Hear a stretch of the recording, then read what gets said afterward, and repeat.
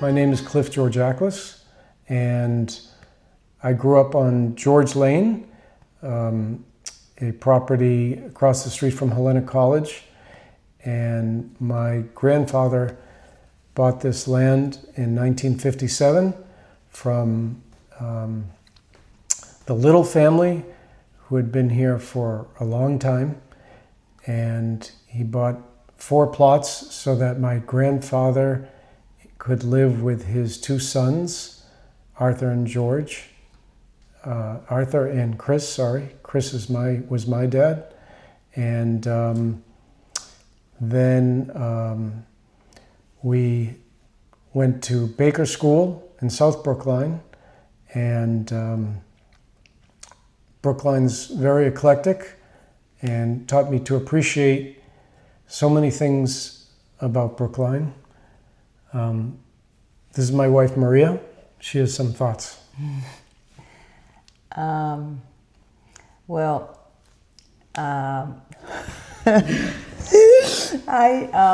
There's so much I want to say, but it's mostly when we moved here, and I understood a little bit of the history. We've been married for 30 years, and we've been here for 30 years. And I understood a little bit about the history of George Lane. I found it fascinating and interesting, and quite frankly, I thought my husband was very blessed to have grown up in a place like this.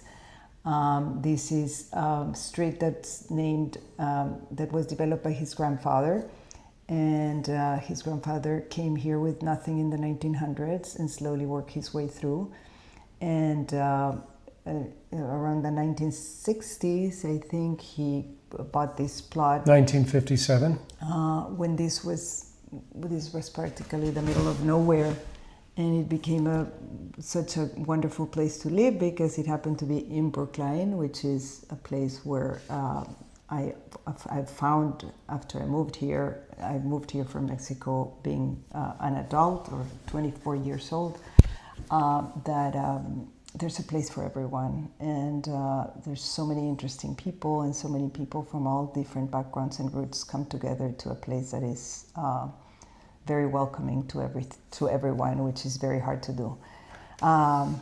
Here is, sorry to interrupt, No, that's good. Here is a picture of the village my grandfather came from in southern Greece.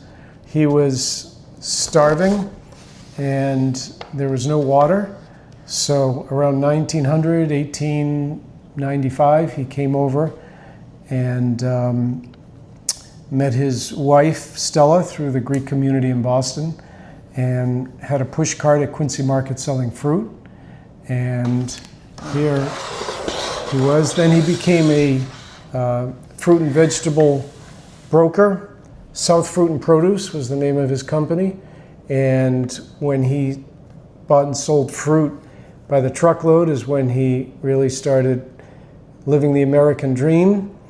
And when my father got married, he said he wanted to buy a plot of land, and my grandfather said, hold off. I know of a place I'm going to buy for the family. And from the Little family in 1957, my grandfather purchased this street that we live on, 4 lots, and called it George Lane because his name was George. And we still live on this street, and I grew up next door to my aunt and uncle and cousins, and on one side, and then my grandparents on the other side.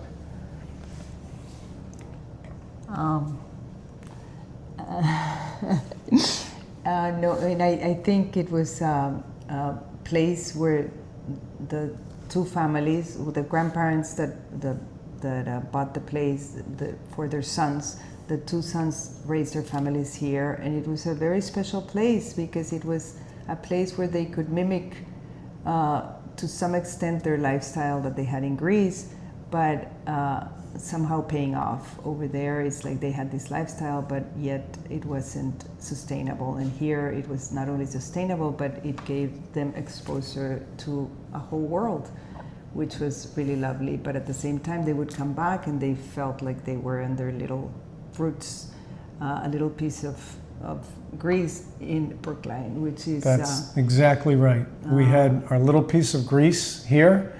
We'd interact. I'd play baseball with my cousin on the front lawn of my grandmother, and then go to Baker School in South Brookline and go to Hebrew school with my best friend to go over his house afterward, once a week or once every 2 weeks. So there was different worlds that I lived in, and I love that diversity of Brookline. When I met George Lane, well, when I met him, then he brought me to George Lane. I was a student, so I was, living in the city. And when I came here, I was shocked on how it felt like, like a different part of the world. I mean, there was like tomatoes growing, and all different herbs from Greece, oregano and this and that growing Chickens. in the garden. There were chickens. My grandfather had chickens. And so it was a special place. It was a special place, and it still is. And then when we decided to move back here and bring up our family here, I realized that our children very easily grasped the whole identity of the place, and it became part of them, and it served them really well. It was something that became really ingrained in them. We knew of my both grandfathers suffering back in Greece, in southern Greece, when it was so dry that they had to lower my grandfather down into a well to scrape water off the bottom of the well. So we knew that when both of them sacrificed so much to be here, that we were propelled to work hard and try to be somebody of integrity, hard work, education, and honor. It's embedded in you when you see suffering and when you have a legacy like that. That when you have that legacy, it makes you want to work hard and do good and be honorable and emulate the path set forward by my hardworking immigrant grandparents. And our kids have absorbed that. And that's why it was so important for me to try to bring them up in this environment. Land can have meaning.